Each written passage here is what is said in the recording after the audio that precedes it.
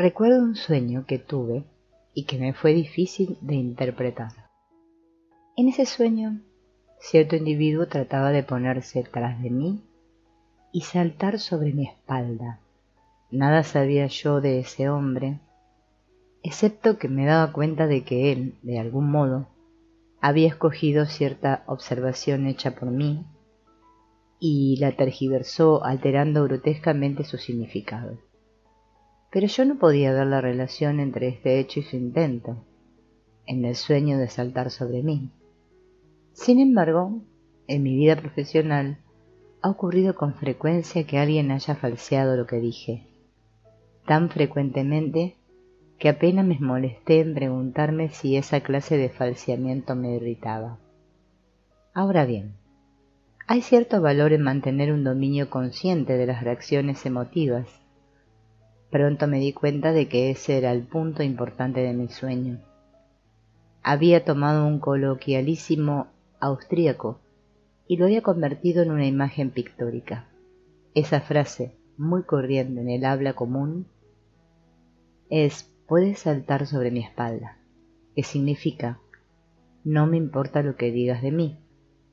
Un equivalente norteamericano que fácilmente podría aparecer en un sueño análogo sería «vete a saltar al lago». Podría decirse que el cuadro de ese sueño era simbólico, porque no establecía directamente la situación, sino que la expresaba indirectamente por medio de una metáfora que al principio no pude comprender. Cuando ocurre eso, como es frecuente, no está deliberadamente disfrazada por el sueño, simplemente refleja las deficiencias de nuestra comprensión del lenguaje pintoresco cargado de emotividad.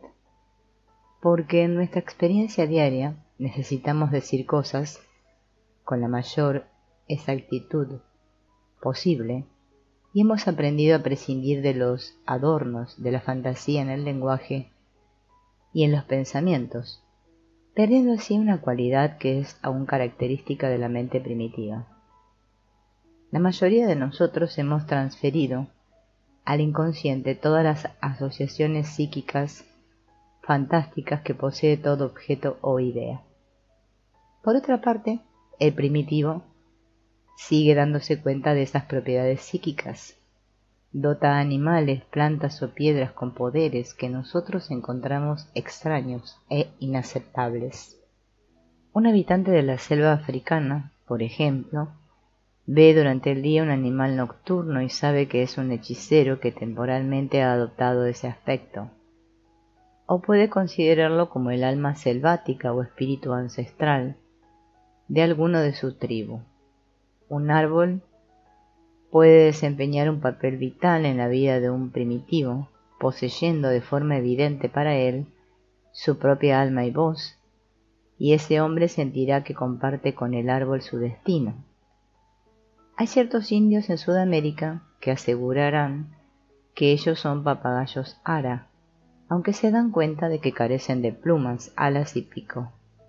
Porque en el mundo del hombre primitivo, las cosas no tienen los mismos límites tajantes que tienen en nuestras sociedades racionales. Lo que los psicólogos llaman identidad psíquica o participación mística ha sido eliminado de nuestro mundo de cosas, pero es precisamente ese halo de asociaciones inconscientes el que da un aspecto coloreado y fantástico al mundo del primitivo. Lo hemos perdido hasta tal extremo que no lo reconocemos cuando nos lo volvemos a encontrar. Para nosotros, tales cosas quedan guardadas bajo el umbral. Cuando reaparecen ocasionalmente, hasta nos empeñamos en que algo está equivocado. Más de una vez me han consultado personas cultas e inteligentes acerca de sueños característicos, fantasías e incluso visiones que les habían conmovido profundamente. Suponían que nadie que tuviera buena salud mental podía padecer tales cosas, y que todo el que realmente tenga visiones ha de tener una alteración patológica. Un teólogo me dijo una vez que las visiones de Ezequiel no eran más que síntomas mórbidos y que cuando Moisés y otros profetas oían voces que les hablaban, estaban sufriendo alucinaciones. Se puede imaginar el pánico que sintió al experimentar espontáneamente algo parecido a eso. Estamos tan acostumbrados a la evidente naturaleza de nuestro mundo que apenas podemos imaginar suceda algo que no se puede explicar por el sentido común. El hombre primitivo enfrentado con una conmoción de ese tipo no dudaría de su salud mental, pensaría en fetiches, espíritus o dioses. Sin embargo, las emociones que nos afectan son las mismas. De hecho, los terrores que proceden de nuestra complicada civilización pueden ser mucho más amenazadores que los que el hombre primitivo atribuye a los demonios. La actitud del hombre moderno civilizado me recuerda a veces a un paciente psicópata de mi clínica que también era médico. Una mañana le pregunté qué tal estaba. Me contestó que había pasado una noche maravillosa desinfectando todo el cielo con cloruro mercurioso, pero que durante toda esa tarea sanitaria no había encontrado rastro alguno de Dios. Aquí tenemos una neurosis o algo peor. En vez de Dios, o el miedo a Dios, hay una ansiedad neurótica, alguna clase de fobia. La emoción continuó siendo la misma, pero su objeto cambió tanto de nombre como de naturaleza para empeorar. Recuerdo un profesor de filosofía que una vez me consultó acerca de su fobia al cáncer. Padecía la convicción forzosa de que tenía un tumor maligno, aunque nada de eso se halló en docenas de radiografías. Sé que no hay nada, diría, pero tiene que haberlo. ¿Qué es lo que le producía esa idea? Evidentemente procedía de un temor que no dimanaba por deliberación consciente. El pensamiento mórbido se apoderó de él de repente y tenía una fuerza propia que no pudo dominar. Era mucho más difícil para este hombre culto aceptar una cosa así que lo hubiera sido para un hombre primitivo decir que estaba atormentado por un espíritu. La influencia maligna de los malos espíritus es, por lo menos, una hipótesis admisible en una cultura primitiva, pero para una persona civilizada resulta una experiencia desoladora tener que admitir que sus dolencias no son más que una travesura insensata de su imaginación. El primitivo, fenómeno de la obsesión, no ha desaparecido, es el mismo de siempre, solo que se interpreta de una forma distinta y más desagradable. He hecho varias comparaciones de esa clase entre el hombre primitivo y el moderno. Tales comparaciones, como mostraré después, son esenciales para comprender la propensión del hombre a crear símbolos y del papel que desempeñan los sueños para expresarlos.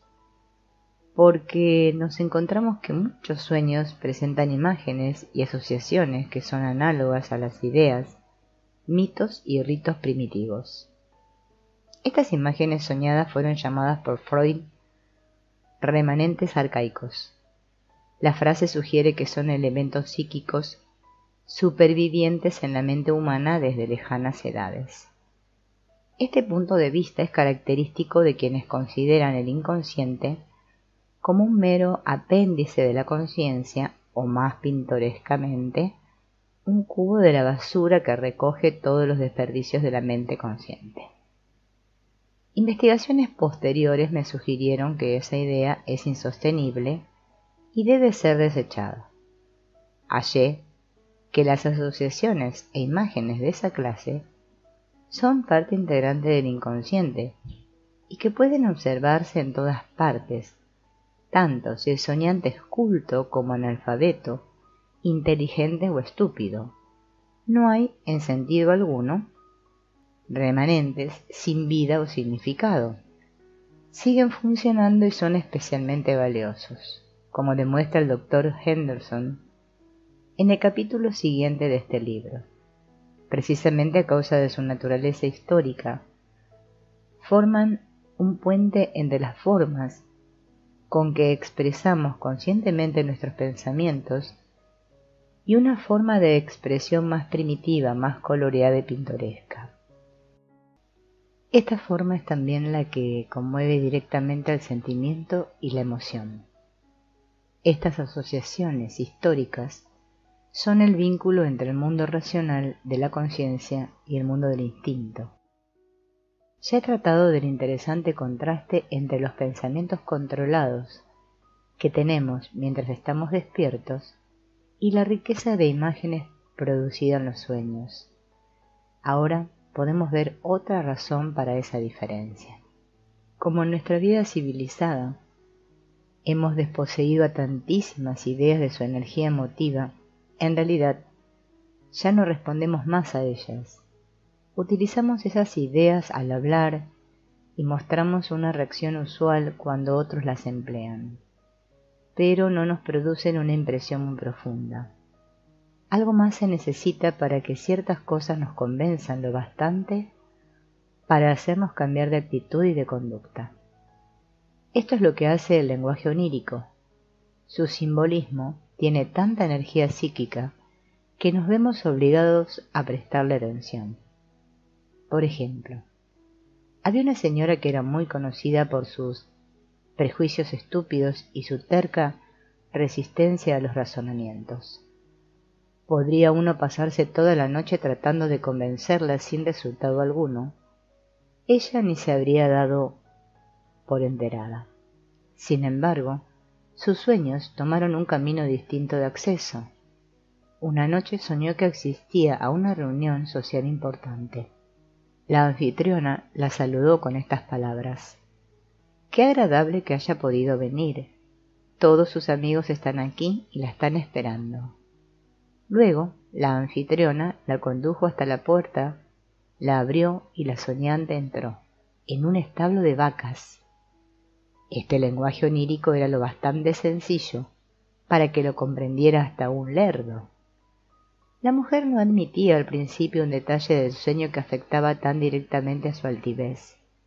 Sin embargo, su mensaje la convenció y después de algún tiempo lo tuvo que aceptar porque no pudo menos de ver la chanza que ella misma se gastó.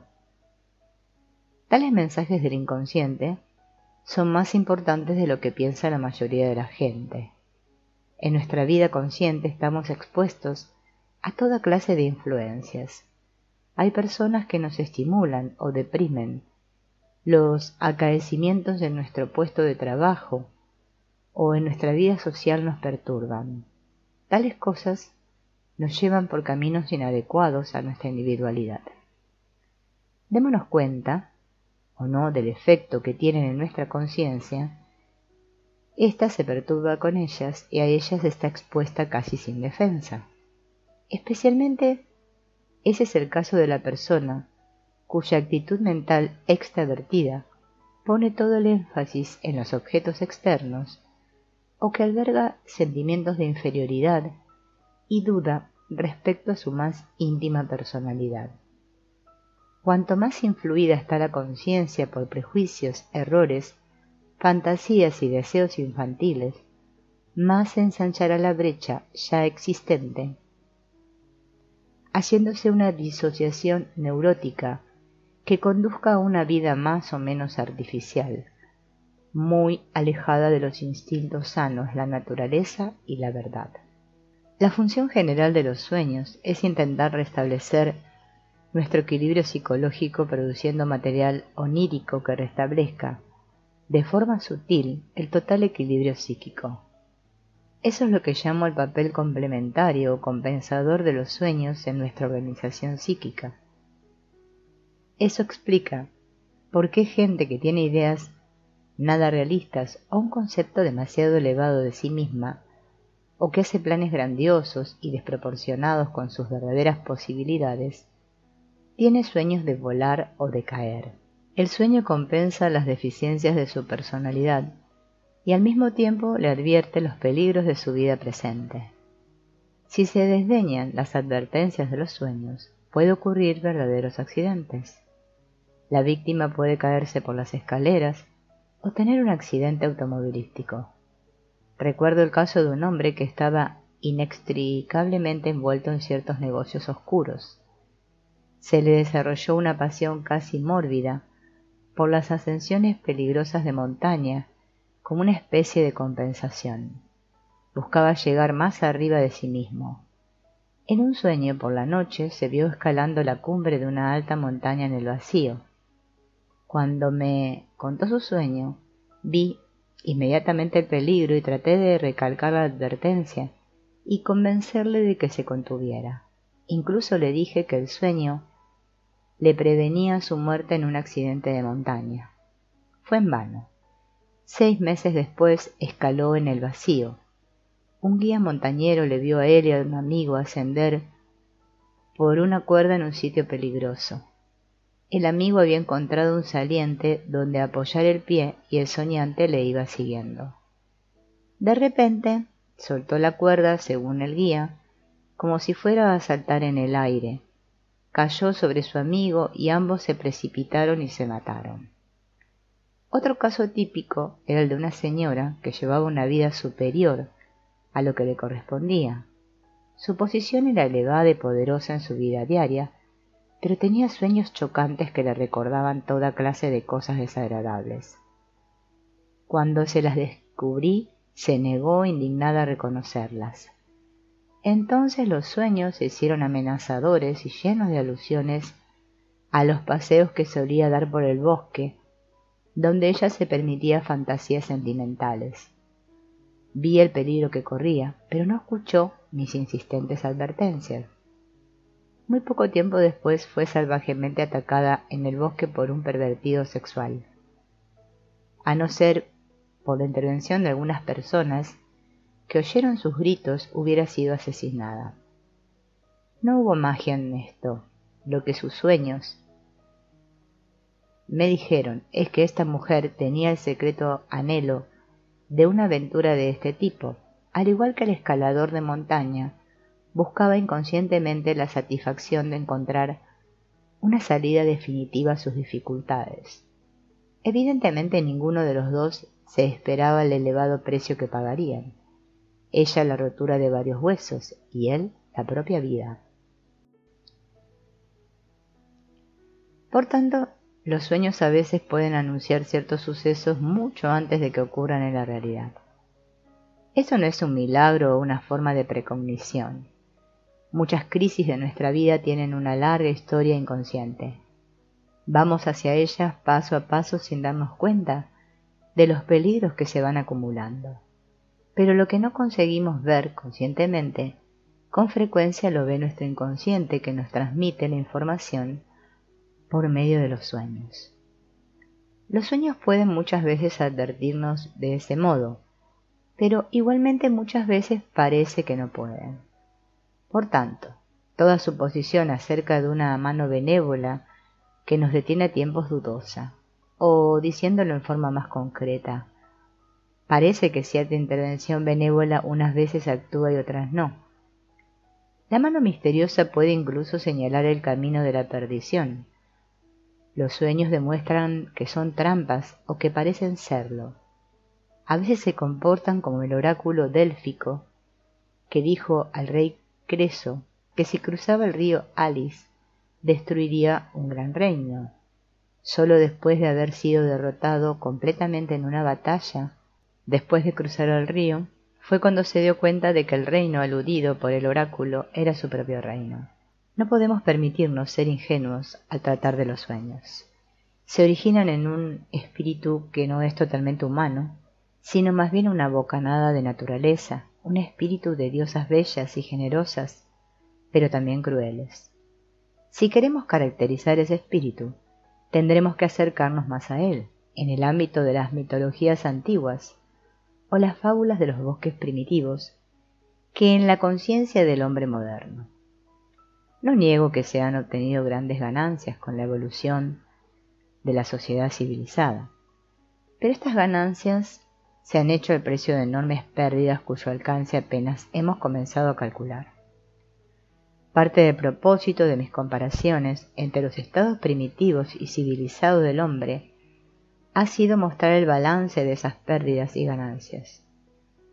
El hombre primitivo estaba mucho más gobernado por sus instintos que sus modernos descendientes racionales, los cuales han aprendido a dominarse. En este proceso civilizador hemos ido separando progresivamente nuestra conciencia de los profundos estratos instintivos de la psique humana y, en definitiva, hasta de la base somática del fenómeno psíquico. Afortunadamente, no hemos perdido esos estratos instintivos básicos. Continúan siendo parte del inconsciente, aun cuando solo pueden expresarse por medio de imágenes soñadas. Esos fenómenos instintivos, aunque incidentalmente no siempre podemos reconocerlos por lo que son, porque su carácter es simbólico, desempeñan un papel vital en lo que llamé la función compensadora de los sueños. En beneficio de la estabilidad mental y aún de la salud fisiológica, el inconsciente y la conciencia deben estar integralmente conectados y por tanto moverse en líneas paralelas. Si están separados o disociados, se derivará alteración psicológica.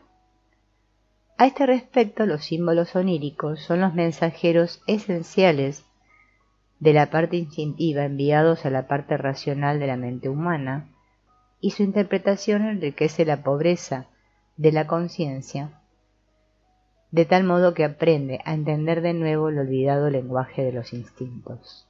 Por supuesto, la gente puede poner en duda esa función, ya que sus símbolos pasan con tanta frecuencia inadvertidos o sin comprenderse. En la vida normal, la comprensión de los sueños con frecuencia se considera superflua. Puedo poner un ejemplo de esto por mi experiencia con una tribu primitiva del África Oriental. Para asombro mío, esos hombres tribales negaban que tuvieran ningún sueño. Pero con paciencia, en charlas indirectas con ellos, pronto comprobé que tenían sueños como todos los demás, pero que estaban convencidos de que sus sueños carecían de significado. Los sueños de los hombres corrientes no significan nada, me dijeron. Creían que los únicos sueños que importaban eran los de los jefes y los hechiceros. De estos, los que concernían al bienestar de la tribu eran muy apreciados. El único inconveniente era que el jefe y el hechicero decían que ellos habían dejado de tener sueños significativos. Databan ese cambio en el tiempo en que los ingleses llegaron al país. El comisario del distrito, el funcionario inglés encargado de ellos, había ocupado la función de los grandes sueños que hasta entonces guiaban la conducta de la tribu. Cuando estos tribales admitían que ellos no tenían sueños, salvo los que carecían de significado, pensaban, como el hombre moderno que cree que un sueño no tiene significado para él simplemente porque no lo entiende. Pero aún un hombre civilizado puede observar a veces que un sueño, del cual incluso no se acuerda, puede alterar su humor mejorándolo o empeorándolo. El sueño ha sido comprendido, pero solo en forma subliminal. Y esto es lo que ocurre por lo general. Solo cuando en raras ocasiones un sueño produce una impresión especial o se repite en intervalos regulares, la mayoría de la gente considera deseable una interpretación. Debería añadir una palabra de advertencia contra el análisis torpe o incompetente de los sueños.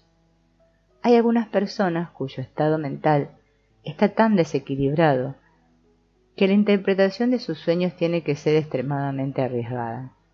En tal caso, una conciencia muy unilateral está separada de su correspondiente inconsciente irracional o quebrantado, y no deben juntarse los dos sin tomar precauciones especiales. Y hablando más en general, en una simple bobada, es creer en guías sistemáticas ya preparadas para la interpretación de sueños, como si se pudiera comprar sencillamente un libro de consulta y buscar en él un símbolo determinado. Ningún símbolo onírico puede separarse del individuo que lo sueña, y no hay interpretación definida o sencilla de todo sueño. Cada individuo varía tanto en la forma en que su inconsciente complementa o compensa su mente consciente, que es imposible estar seguro de hasta qué punto pueden clasificarse los sueños y sus símbolos. Es verdad que hay sueños y símbolos aislados. Preferiría llamarlos motivos, que son típicos y se producen con frecuencia. Entre tales motivos están las caídas, los vuelos, ser perseguido por animales peligrosos u hombres hostiles, estar poco o absurdamente vestido en lugares públicos, tener prisa o estar perdido entre las apreturas de una multitud, luchar con armas inútiles o estar completamente indefenso, correr mucho sin llegar a ninguna parte. Un típico motivo infantil es soñar que se crece o se disminuye infinitamente o que se transforma en otro, como por ejemplo se lee en Alicia en el País de las Maravillas. Pero debo insistir en que esos son motivos que han de considerarse en el contexto del propio sueño, no como cifras que se explican por sí mismas. El sueño repetido es un fenómeno digno de nota. Hay casos en que la gente tiene el mismo sueño desde la infancia hasta los últimos años de su vida adulta. Un sueño de esa clase suele ser un intento para compensar un defecto particular de la actitud del soñante hacia la vida, o puede datar de un momento traumático que dejó tras de sí cierto perjuicio específico. A veces también pueden presagiar un futuro suceso importante. Yo soñé cierto motivo durante varios años, acerca de que yo descubrí una parte de mi casa cuya existencia desconocía. Unas veces se trataba de las habitaciones donde vivieron mis padres, ya hacía tiempo fallecido, y donde mi padre, para sorpresa mía, tenía un laboratorio en el que estudiaba la anatomía comparada de los peces y mi madre tenía un hotel para visitantes fantasmales. Usualmente, esa ala desconocida del edificio, destinada a los huéspedes, era un edificio viejo e histórico, olvidado hacía mucho tiempo, pero de mi propiedad heredada. Contenía interesante mobiliario antiguo, y hacia el final de esa serie de sueños descubrí una vieja biblioteca cuyos libros me eran desconocidos. Finalmente, en el último sueño, abrí uno de mis libros y hallé en él una profusión de ilustraciones del más maravilloso simbolismo. Cuando desperté, mi corazón palpitaba excitado. Poco tiempo antes de tener este último y particular sueño de la serie, había enviado un encargo a un librero de viejo acerca de una de las compilaciones clásicas de los alquimistas medievales. Había hallado una cita literaria y pensé que podría tener cierta relación con la primitiva alquimia bizantina, y deseé comprobarla. Varias semanas después de tener el sueño del libro desconocido, recibí un paquete del librero. Dentro había un volumen en pergamino que databa del siglo XVI. Estaba ilustrado con deliciosos dibujos simbólicos que inmediatamente me recordaron lo que había visto en el sueño. Como el redescubrimiento de los principios de la alquimia llegó a ser parte importante de mi trabajo como precursor de la psicología, el motivo de mi reiterado sueño puede comprenderse fácilmente. La casa, desde luego, era un símbolo de mi personalidad y su consciente campo de intereses, y el anexo desconocido representaba el presagio de un nuevo campo de interés e investigación del que mi mente consciente no se dio cuenta por entonces. Desde aquel momento, hacía 30 años, no volví a tener ese sueño.